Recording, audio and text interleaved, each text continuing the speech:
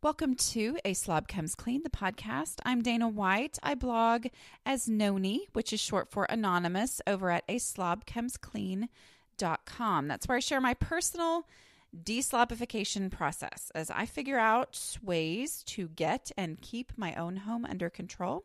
I tell the truth about cleaning and organizing strategies that actually work in real life for real people who don't necessarily love cleaning and organizing. This is podcast number 67. If you would like to find the show notes for this, you can go to aslobcomesclean.com/podcasts with an S and scroll down and you can click on podcast number 67.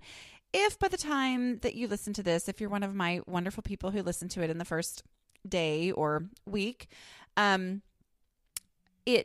it's not actually listed on that site, just scroll down to the bottom and it will say, in case I fall behind, which totally happens, you can see all posts labeled podcasts here. Anyway, and just click on that and it will take you to all of my podcasts. You can go down to the bottom after, there's 3 on a page. So go on down to the bottom and click on next ones. Anyway, if you would like to connect on Facebook, or Instagram or all of my other social media channels, just go to aslobcomesclean.com/connect. This podcast, number 67, is brought to you by my ebooks that are the blog in ebook form. I recommend to people who are completely and totally overwhelmed to read the blog backwards, which is completely free and totally available at all times to everyone. Well, sort of. Anyway, whatever. I'll explain that in just a second. But basically, you can read the blog for free backwards. It explains how to do that. If you go to Get Started on my homepage at aslobcomesclean.com, it's up there in the menu bar. But you can also purchase the first 3 years of aslobcomesclean.com in ebook form, which means you can stick it on your Kindle. And we have one of the files that you have available to download is specially formatted for Kindle. And it just makes it easier to read so that you don't have to do all the clicking. You don't have to be online. So I guess that's what I meant when I said available almost all the time. I mean, if you're in the car and you're going somewhere, not while you're driving, but obviously, but if you're going somewhere in the car or if you're on a trip or you're, whatever, outside with your kids and they're jumping on the trampoline and they're old enough to not have you watching them every single second, but you just want to read your book, well, you can read it like a book on a Kindle. So anyway, that is available. Just go to my ebooks on that same menu bar at the top of the site. Okay, so I'm kind of random today. But anyway, this is podcast number 67. And I so appreciate the podcast ideas, which I have been reading, and I will be totally podcasting on those. But as I was thinking about today, I thought, I need to do a little update on the whether or not I am getting someone to come in and clean my house. I talked about this a couple podcasts ago. I think it was 64, maybe. I am all for hiring someone to clean your house. If you are financially able to do it. And, the main reason, just not to go back over everything I talked about in that one, but why not? If it's some personal weird hang up, which I totally identify with, of I should be able to do this, I should be able to. But if the fact is that it's not getting done and you actually could afford to have someone else do it, then you need to do that because it gives someone else a job and it takes that stress off of you. And most people I know who have someone come in and clean their house tell me, I mean, seriously, multiple people on their own have told me that if something happened financially, the last thing they would give up is the person cleaning their house. So it really, anyway. So because I'm writing a book right now, and that is a big stress on me, I am absolutely all for getting someone to clean my house, but I haven't. And the reason is a little, I guess it's just ironic anyway. And that is that my house is actually, even though it's not perfect by any means, it's actually staying fairly decent. And the reason is because my best way to cure writer's block or to get my brain going for writing is by cleaning. I know.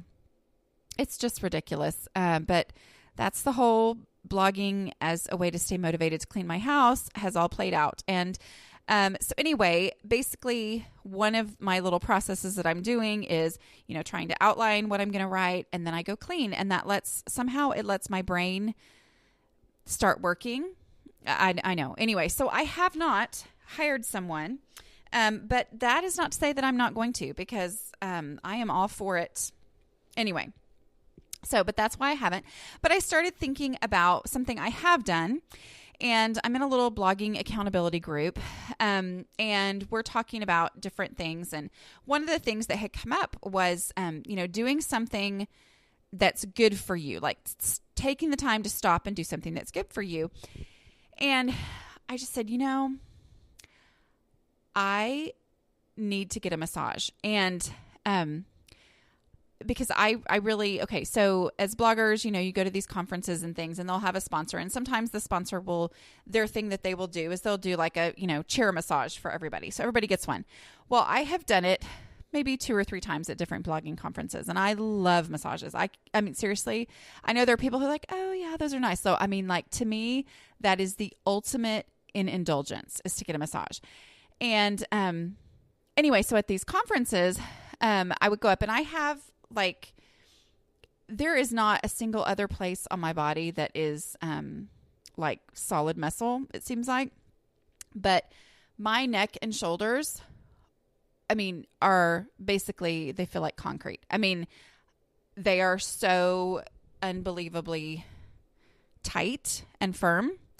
Like I said, nothing else is tight and firm, but that is. Anyway, so I would go up to these, at these conferences, and I would say, now, just so you know, I really have really, really tight shoulders, and I don't know if you've ever had anybody this tight, and they'd be like, that's what everybody says, real condescending. And then they would rub my shoulders for like 5 minutes, and then they would go, yeah, so you have the tightest shoulders of anybody I've ever worked on before. And they would tell me, they're like, you need to have this done on a regular basis, like every week. You need to do this because it is damaging. Anyway, and I had been to a chiropractor probably 2 years ago. I went because my neck just got so bad. And it did help some, but anyway, so I've known for a long time that I needed to go get a massage, but 2 things. Number 1, the money. Because I was born frugal. I know there are people who have to work really hard to change their mindset to be a frugal mindset. I'm the complete opposite of that. I was born frugal.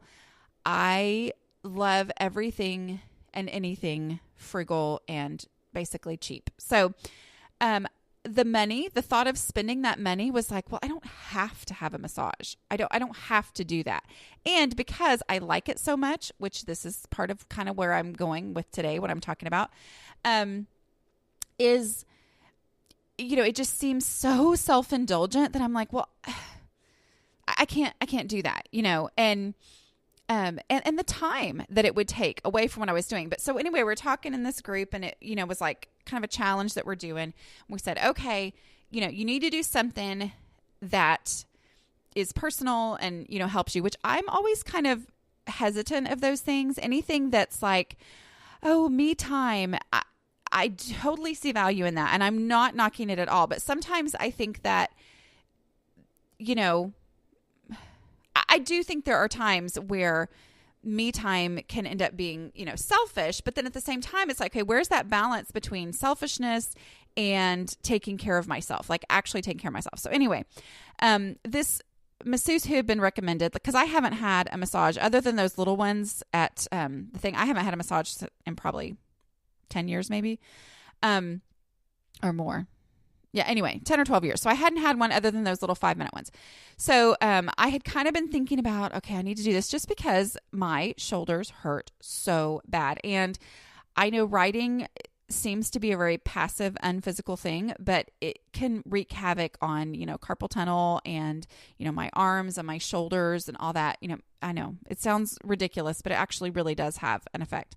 So anyway, so it just gets worse and worse and worse all the time. And I thought, oh, I need to get a massage.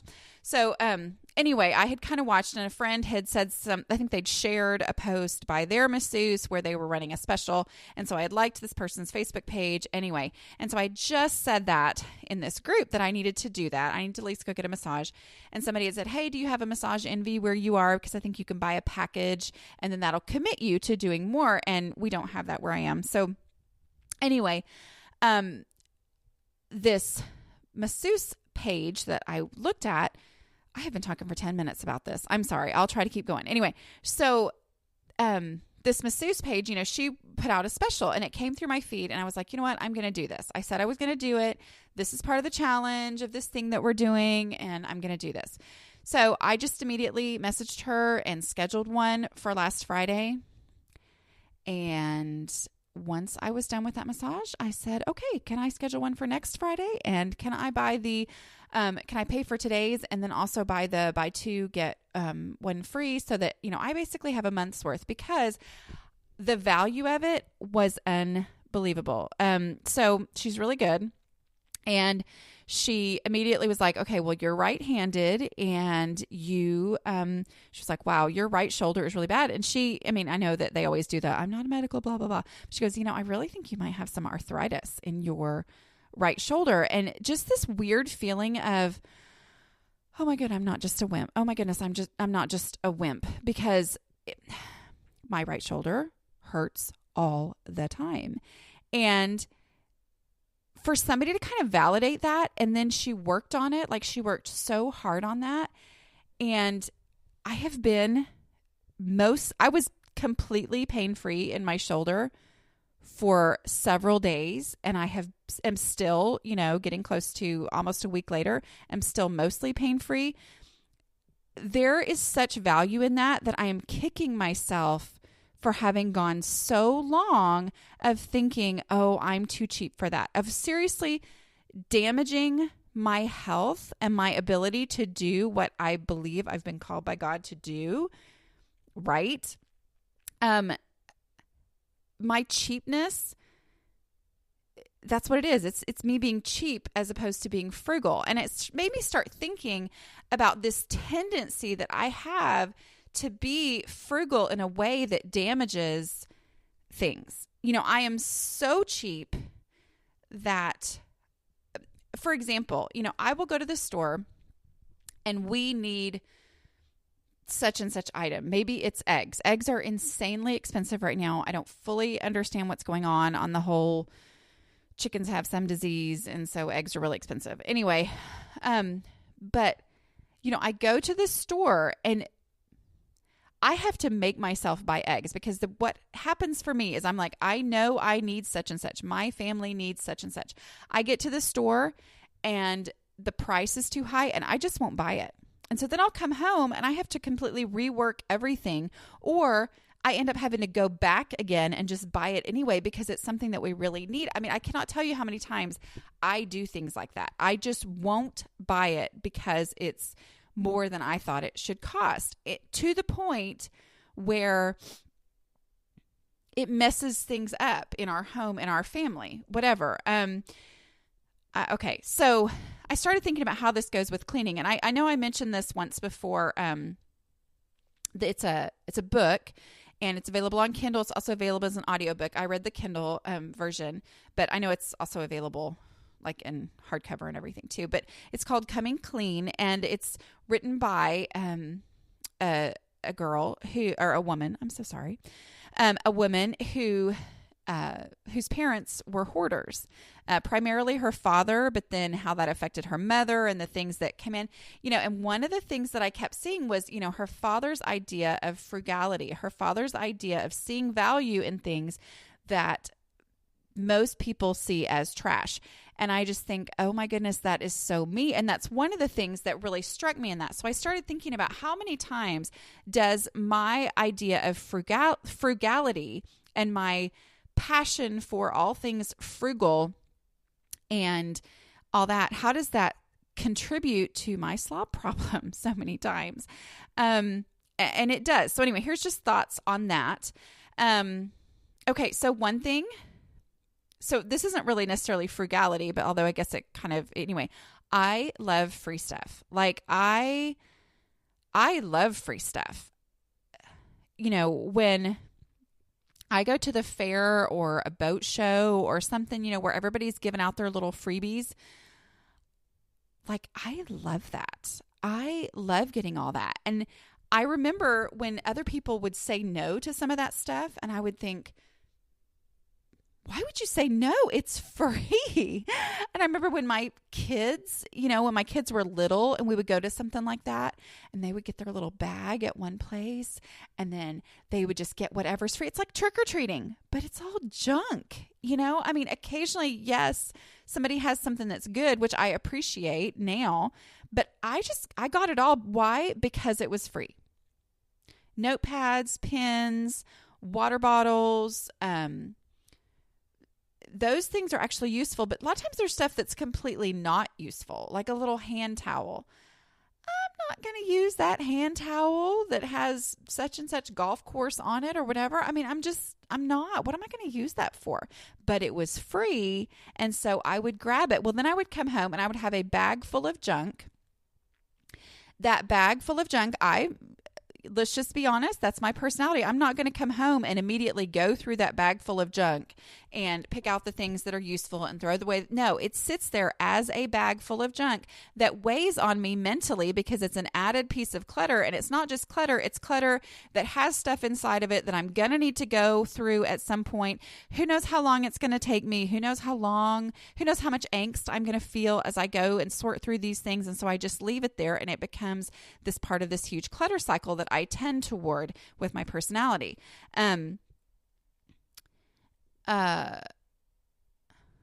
Okay. Other things. Another thing too. Okay. So I've shared many times my passion for garage sales. I feel maybe like, somebody who's gone through a program to get over an addiction when it comes to garage sales. One of the things I've heard, people talk about as far as food addiction, which I'm not saying I don't have, but with food addiction, one of the things that's difficult is that you have to keep eating, where like with alcohol addiction, that's a very strong pull. It's very difficult, but you don't have to have alcohol in your house, so you can stay away from it. You can keep stuff out. But food addiction, is difficult because it's there and you have to eat. So, how do you find that balance? I think that's kind of one of the things for me with, with garage sales is, my kids grow. They just do. It's going to be a while before they're done growing. And by the time they're done growing, it probably won't be my responsibility as much to clothe them like it is now. But they keep growing, and so they grow out of things. So they need more new clothes. And having been a garage sailor, oh my word, it is difficult to go to the store and pay $20, which I understand is super duper cheap compared to what some people pay. But to me, to pay $20 for a shirt that I know for a fact, if I would go to enough garage sales, I would find one for 50 cents somewhere. That's painful for me. Okay.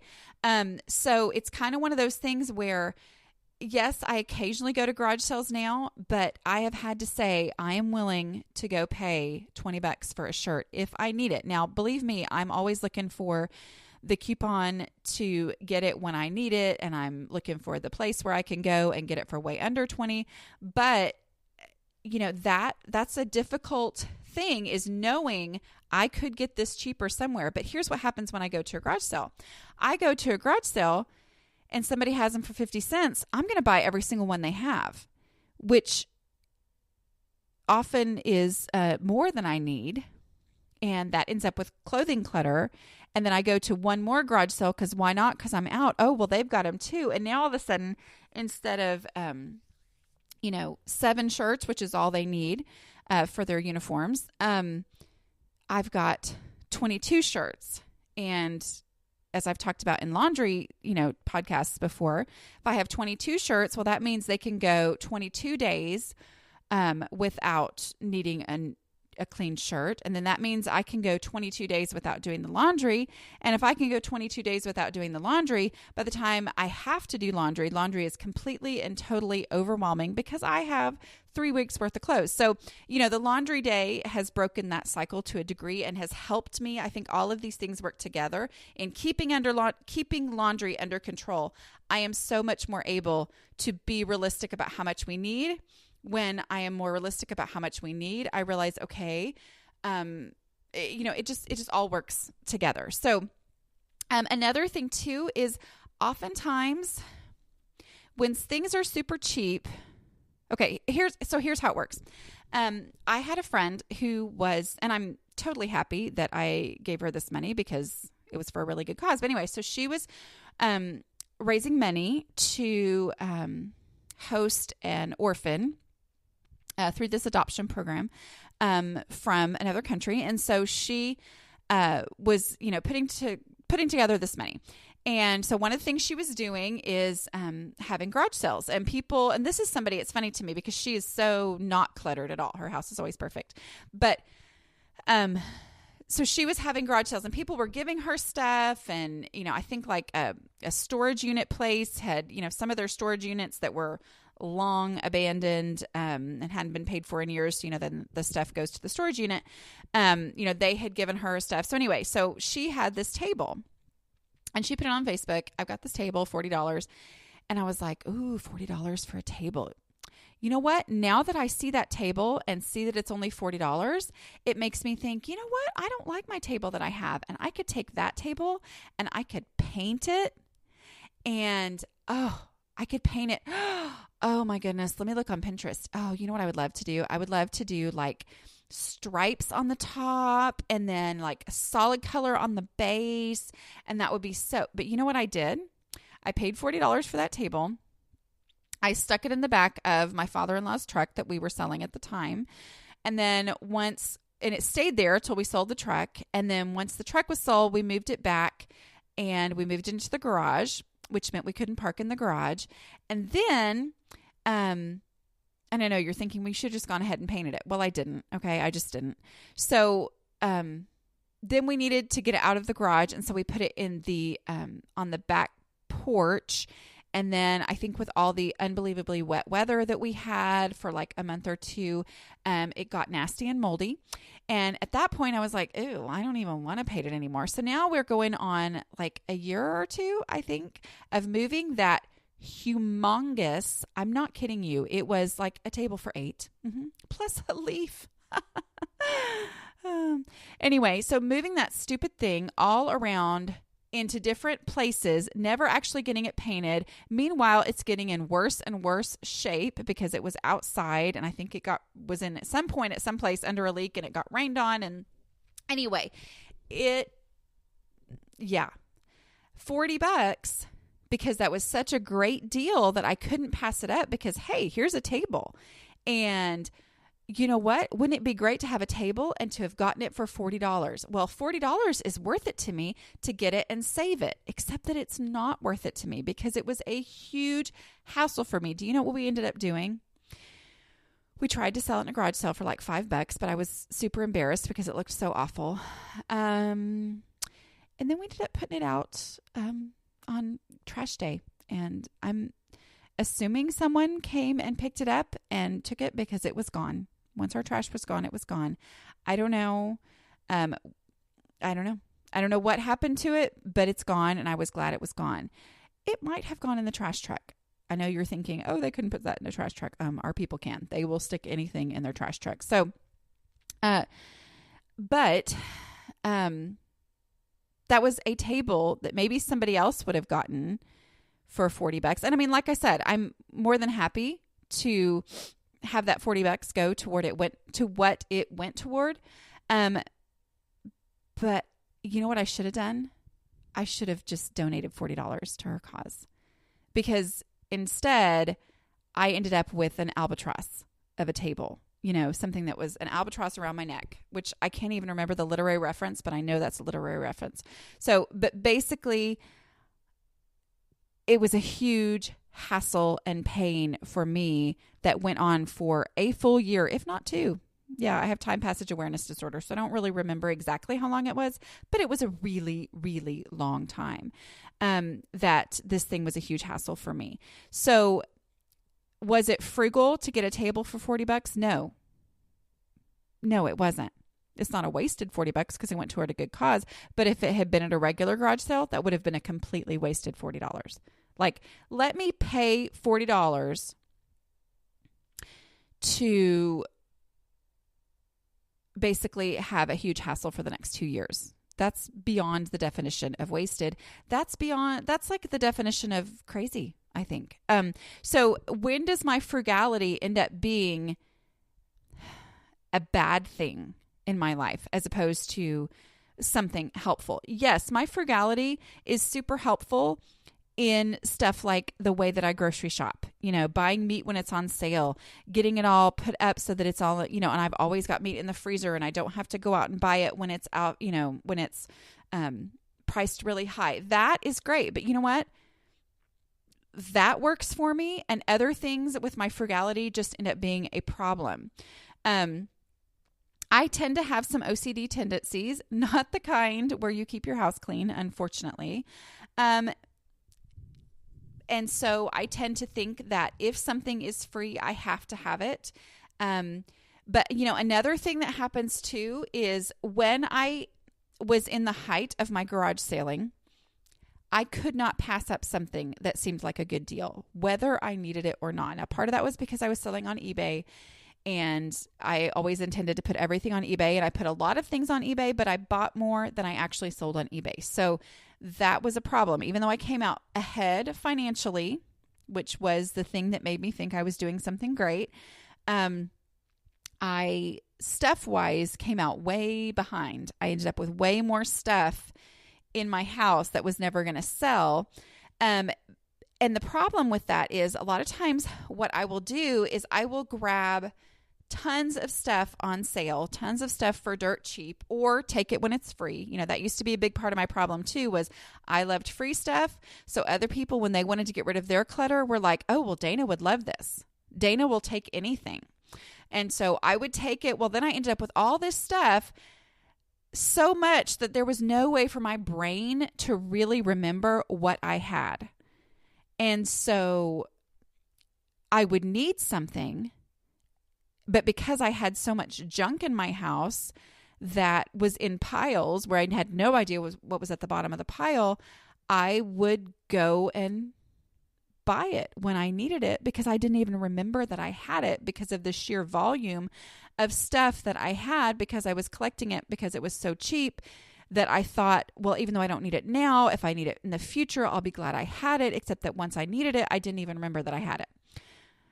Okay. Does that sort of, I feel like I'm rambling, but let's see. Okay, so, one of my husband's things that used to just, oh my word, it would get on my nerves when he would say this to me, and it still gets on my nerves because he still says it to me, but I realize the value in him saying this and how I should say it myself, and that is, I would say, hey, it used to be shelves for me.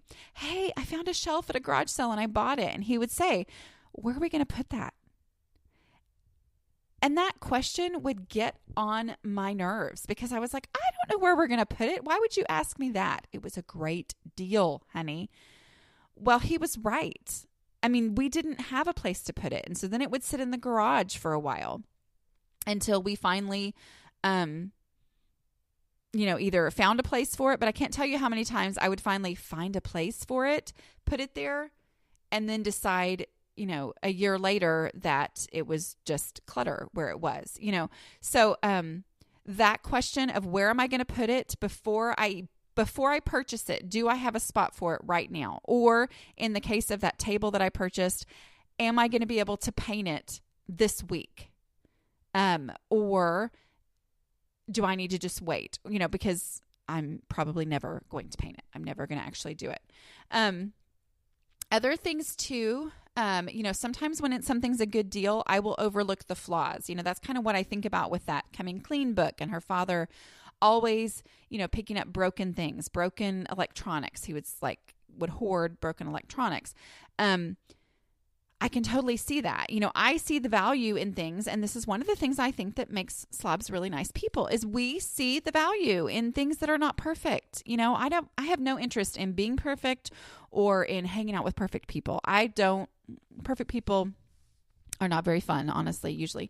But we tend to overlook the flaws because it's a good deal. But then when it comes time to actually using it, well, then we see the flaws and that keeps us from using it.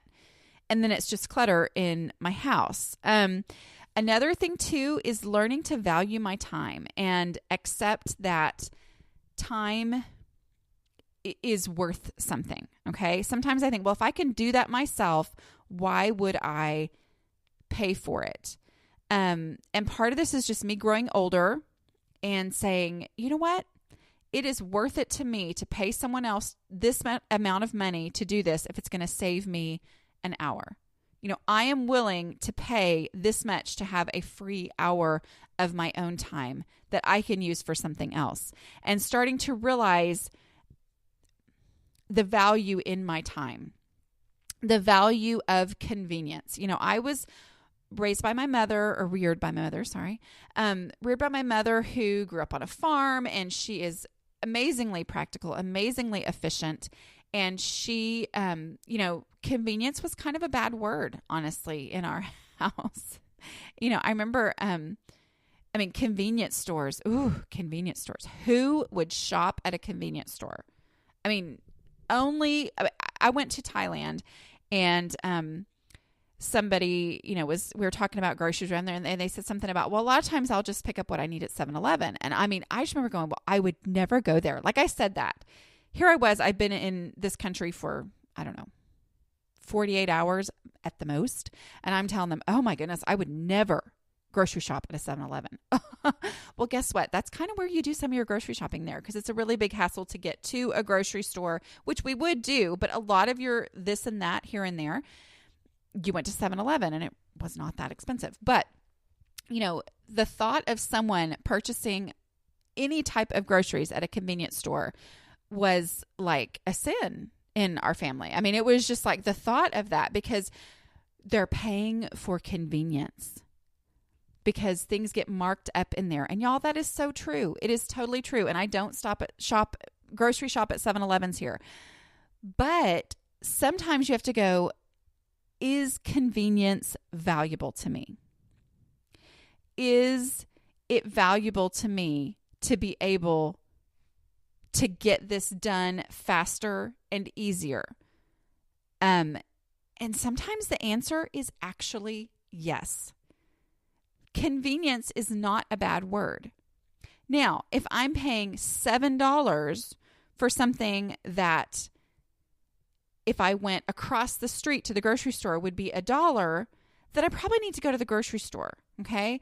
But and there are certain things I don't need, and I'm not going to pay a huge amount for them. But to just get away from the idea of always anything that's convenient, anything that's priced a little bit higher is bad. Sometimes I have to say, no, let me weigh all of what it's going to mean here.